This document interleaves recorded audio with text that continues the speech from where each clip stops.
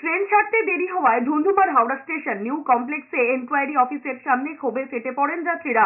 অফিসের ভিতরে ঢুকে ফোন কাগজপত্র ফেলে দেয় যাত্রীরা।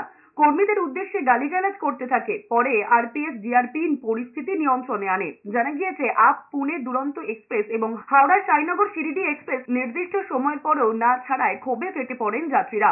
অভিযোগ এর মধ্যে রিশিডিউল করা হয়। বিকেল 4:10 ট্রেনের সময়সূচি বদলে সন্ধ্যে 6টা করা হয়। তারপরেও রাত 8টা বেজে গেলেও ট্রেন না ছাড়ায় উত্তপ্ত হয়ে ওঠে পরিস্থিতি। দক্ষিণ পূর্ব রেল সূত্রে খবর, ডাউন ট্রেন দেরিতে আসার কারণে আপের ট্রেন ছাড়তে দেরি হয়। 4:10 টাইম দেওয়া হলো, 10:10 তখন বলা হলো যে 6:30টায় ছাড়বে। তবে এখনো কেউ কিচ্ছু বলতে চাইছে না দুরন্ত কখন ছাড়বে। ট্রেন 10 ঘন্টা লেট, 4:10 ছাড়বে। আজকে 4:10 থেকে এদেরকে পাওয়া যাচ্ছে না। একবার বলছে আধ ঘন্টা, একবার বলছে 1 ঘন্টা, তারপরে দেখলাম 6:10। এখন আমরা